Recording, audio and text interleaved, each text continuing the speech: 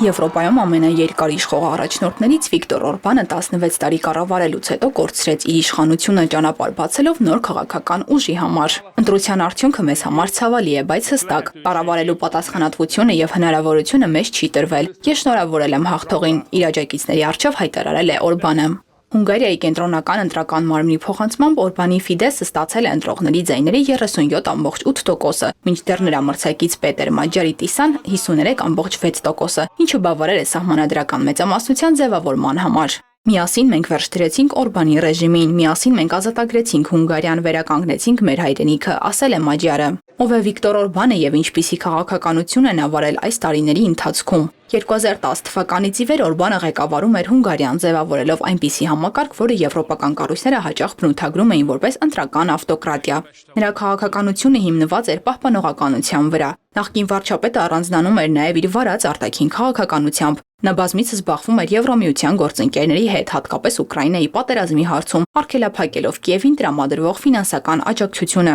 Միևնույն ժամանակ նա ունեցել է ազդեցիկ միջազգային դաշնակիցներ։ Նա համարվել է Վլադիմիր Պուտինի ամենամոտ գործընկերներից մեկը Եվրամիությունում եւ վայելել Դոնալդ Թրամփի աջակցությունը իր շարունակական իշխանության պահպանման ընթացքում։ Օրբանի քաղաքական որոշումները ազդեցություն են ունեցել նաև Հայաստանի վրա։ Հայաստանի եւ Հունգարիայի դիվանագիտական հարաբերությունները հաստատվել են 1992 թվականից, սակայն 2012 թվականին տեղի ունեցած միջադեպը լուրջ ճգնաժամ է առաջացրել երկու երկրների հարաբերություններում։ Պատճառը օգոստոսի 31-ին Հունգարիայի իշխանությունների կողմից Ռամիլ Սաֆարովին, ով Բուդապեշտում դաժանաբար սպանել էր հայ սպա Գուրգեն Մարգարյանին, Ադրբեջանին արտահանձնելն էր։ Թեև նա դատապարտված էր ՑՄԱ ազատազրկման, Ադրբեջանում նրան անմիջապես ներում շնորհվեց եւ հերոսի կոչում տրվեց։ Այս քայլը Հայաստանում առաջացրեց սուր դժգոհություն եւ դարձավ ճգնաժամի պատճառ։ Հունգարիայի եւ Հայաստանի միջև դիվանագիտական կապը կտրվեց գրեթե 10 տարի։ Քաղաքագետ Հովսեփ Խորշուդյանի խոսքով Օրբանի վարած քաղաքականությունը ազդեցություն է ունեցել ոչ միայն Հունգարիայում, այլ նաեւ միջազգային հարաբերություններում, ներառյալ Հայաստանում։ Հարց է առաջանում, ինչ կարող են փոխել նոր ընտրությունները Հունգարիայի ներքին եւ արտաքին քաղաքականության մեջ։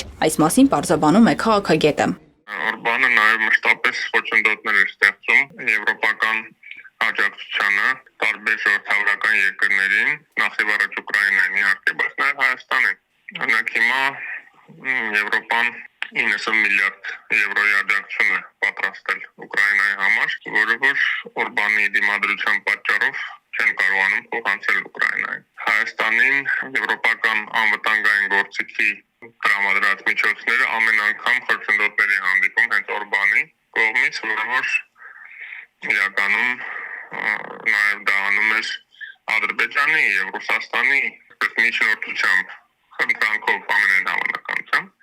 Խորշուդյանի գնահատմամբ դժվար է սպասել, որ նոր ղեկավարը ամբողջությամբ կարդարացնի Եվրոպայի եւ Հայաստանի սպասելիքները, սակայն Հունգարիայի քաղաքական զարգացումները իրենց ազդեցությունը կարող են ունենալ Հայաստան-Հունգարիա հարաբերություններում։ Հետևություններ կարվեն եւ նաև որոշակի գնահատական կտրվի Օրբանի կողմից այդ Ռամիլ Սաֆարովի արտահանձնմանը, թեև կարծես թե հիմա այդքան ակտուալ հարց չէ Հայաստանի արտաքին դիվանագիտության մեջ դա այդ հարցը, բայց հայ ժողովրդի համար դա մնում է կարևոր հարց։ Եվ ամենակարևորը կդադարեն խոչընդոտները եվրոպական անվտանգային գործիքի օգտագործման Հայաստանում եւ այդ սպառազինություններին ու տվյալ դեպքում ավելի ճիշտ ռազմական ոչ լետալ